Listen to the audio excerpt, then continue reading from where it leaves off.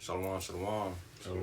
First and foremost, we give all praises to Yahweh, Bahashem, Yahushua, Bahashem, and Kakadash. We give double honor to our apostles and editors at Great Millstone. I also want to say shalom to all the Akim out there, preaching the truth. To the series, here I'm the brother Tazon Kabar with the brother. Hey, Raw. And the brother. You're raw. And we read the brother from the GMS Miami, the Heralds of Yahweh Shai 144 camp, coming through the spirit of power of Yahweh Bahashem Shai with a quick video through the spirit. And today we're going to be speaking on Esau.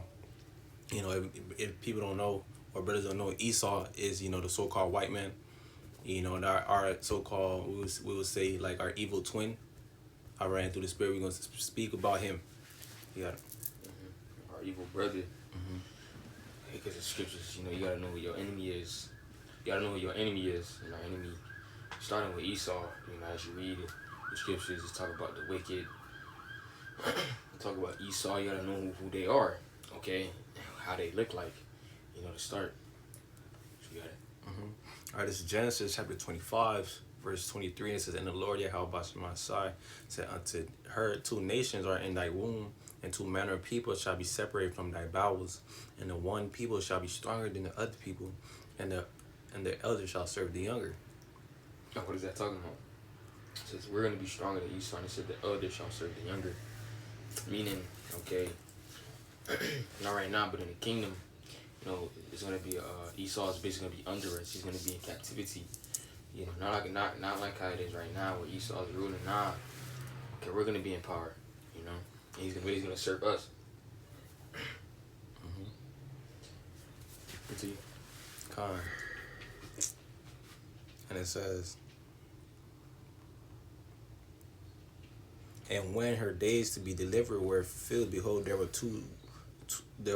were twins in her womb." All right, it says, "And the first came out red all over like a hairy garment, and they called his name Esau." Right. Who looks like they're red? We got the picture on the screen. Like you look at it, they like basically the so-called white people. Okay, because when they get mad or when they start turning red, like real red. It'll show you that that's Esau. Okay, and yet it is taking different nations. Okay, because we scattered. Okay, but when you see an Edomite, you would think a red skin, or not red skin, but he looks red.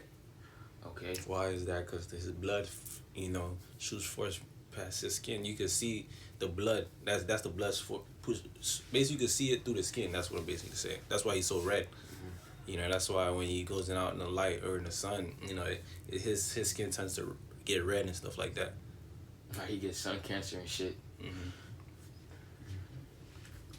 It says, "And after that came his brother out, and his hand took hold of Esau's heel, and his name was called Jacob, and Isaac was 80 old when she bare him.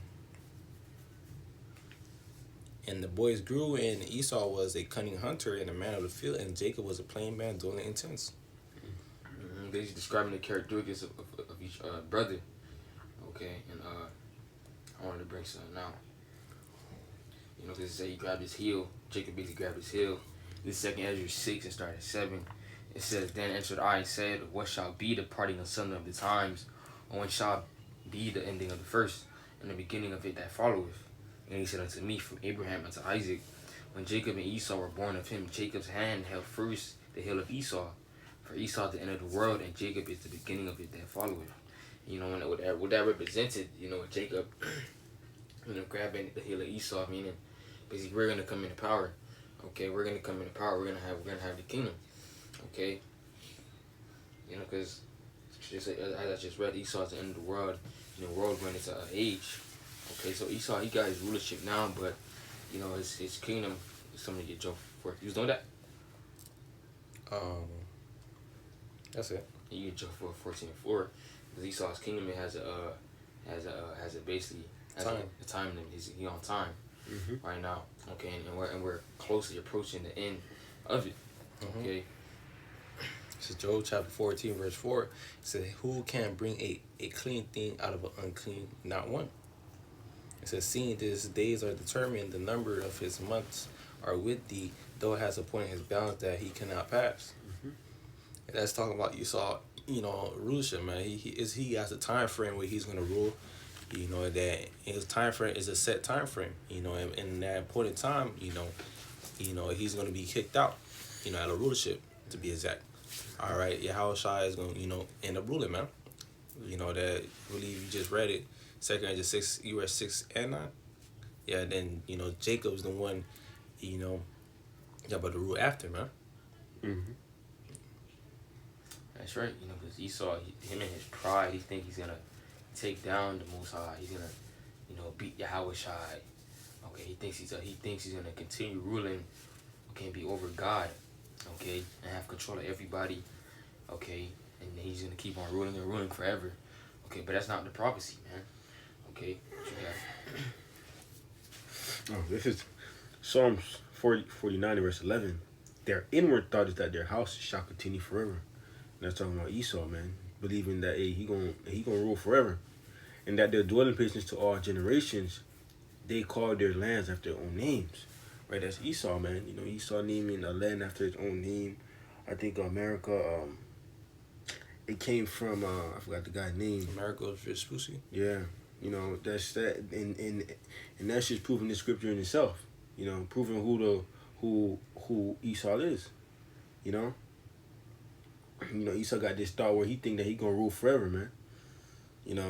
But the scriptures do say that, hey, right when he about to fill his belly, the Lord gonna change his thought, man. No, he just cast his wrath. I'm gonna grab it. All right, man. You got it.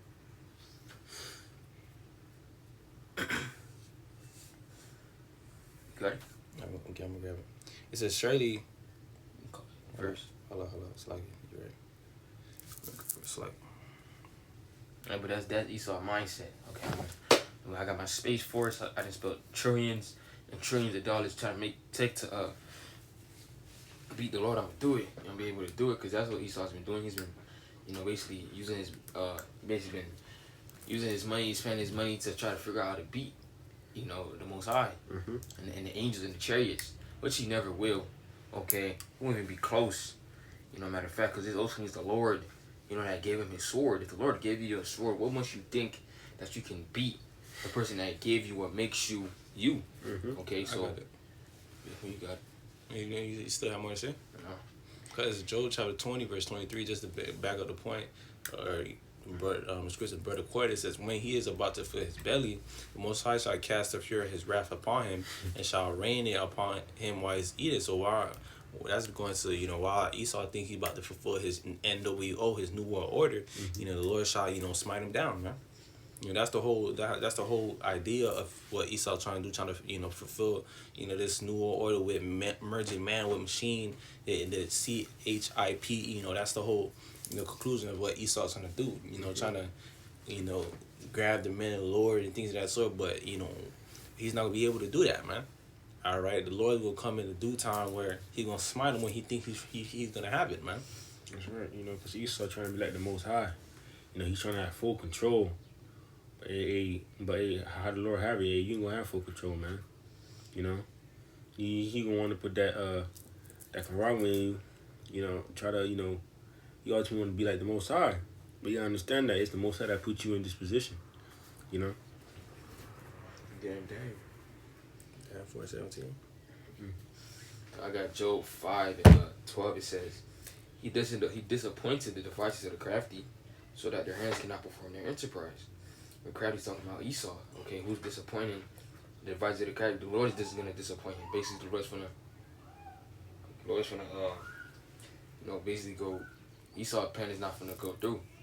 Okay, it says so that their hands cannot perform their enterprise. Right, so his plans, what he's trying to plan, or his NWO, okay, it's not gonna go through, man. Okay. It says, if I start right, I'll keep going. It says he taketh the wise in their own craftiness, and the counsel of the forward is carried headlong. Right? It says he taketh the wise in their own craftiness. Same thing. The Lord's gonna take the wise in their own craftiness. That will be Esau, man. Okay, the Lord is gonna basically take them down. Okay. Esau might think he could do something, but the Lord is always gonna stop what he's doing. I got it down. What you got? this Daniel chapter 4 verse 17, it says, "This matter is by the decree of the watchers and the demand by the word of the holy ones, to the intent that the living may know that the Most High ruleth in the kingdom of men, and giveth it to whomsoever He will, and set up over it the basis of man." So understand that whoever's ruling upon this earth, which right now is ruling, Esau, which the Lord, put him there. It says the basis of man. Who's that talking about? That's talking about Esau. So the Lord is the one who ultimately sets people up. And not only that too, it's up to the Lord what they do too. All right. So understand that the Lord is the one who's in charge. All right. The Lord is the one who picks and chooses. And that in due time also too, the Lord is going to, bring the same man down and set one that's going to be profitable. And that's Yahushua, man. Got it. And when Yahushua getting power, then there's gonna be peace on earth. Okay, you don't have to worry about, bills. You don't have to worry about the nigga woman. Don't have to worry about. You basically won't have to worry about the things that you're worrying about now. Okay, Scripture said former things are passed away. I got it. This is Revelation chapter 21 verse 4. Just jump down to the point. "The Most High shall wipe away all tears from their eyes, and there shall be no more death, neither sorrow nor crying, neither shall there be any more pain, for the former things are passed away." And that ultimately former thing is sin. All right. And what is sin? Transgression of the law. And and what is sin? And why people die because you sin. Scripture says the wages of sin is death. All right. So all these things are going to be passed away. So, that all comes with the behind Yahushua ruling, man. All right. But when the Yahushua come, you're not gonna, like the brother said, you're not gonna work. You're not gonna have, you're not gonna have to be sorrowful. You're not gonna be mourn and things that sort. Because all of that is about to put in the past. When Yahushua rule, we're gonna be at peace. We're not gonna be in this hellish mind state. We're not being in captivity. All right, we all gonna be in a righteous mind state too. All right, you got it. But for that to happen, a certain somebody has to get taken out of the way. Mm-hmm. Okay, and that's talking about Esau. Okay, talking about Esau.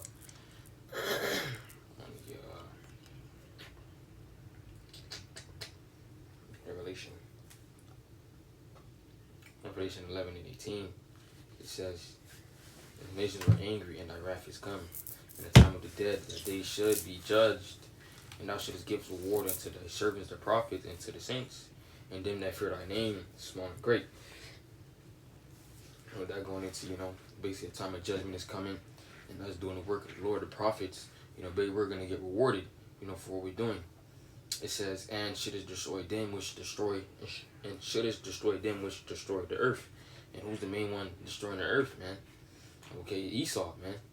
Okay, Scripture said the earth is given, into the hand of the wicked. Mm-hmm. Okay. The earth is given into the hand of the wicked, so it only makes sense to him is when he's destroying the earth, man. Mm-hmm. All the pollution, the animals, the trees, the air, the food. Okay, he has control of all these things, man. The scriptures say, he is given the fatness of the earth, so meaning that he controls. He has everything, man. He has control of everything, also. Okay. I'm trying to look for his precept. Ah, yeah, I found it. You got something? You got it. Yeah. 2 Ezra 4:29, it says, "If therefore that which is sown be not turned upside down, and if the place where the evil is sown pass not away, then it cannot it come then it cannot come that is sown which is good." Right? So Esau has to be taken, out of the way, man, for the good to come, man. Mm-hmm. Okay? You look at the time for David. Okay, what was he doing? He was taking out heathens, okay, putting them in subjection. So then when Solomon came in to rule, it was peace. Mm-hmm. Okay, so certain things must happen, and our enemies have to be put down for peace to happen. How much you got it? This is second. It's like this is Proverbs 29 verse 2. "When the righteous are in authority, people rejoice, but when the wicked bear fruit, people mourn." You're right, man. There's nobody rejoicing right now, man. That's how you can tell who the wicked are, which is Esau. proving to you, you know, hey, when the righteous get put up in place, hey, we gonna rejoice, man. You know, right now there ain't no rejoicing. It's mourning going on. You know why? Because Esau is ruling. You know. Con. Yes, sir. No, you got it. Con, you know, Lord willing. All I want is that's what's edifying. One of our praises too. Yahweh, Ba'ashem, Yahushai, Ba'ashem, and Kakadash. The honor to the apostles and others gave millstone, Shalom. To the I keep teaching this word through forbearance and true sincerity. Keep pushing what's out of here. Shalom. Shalom. Shalom.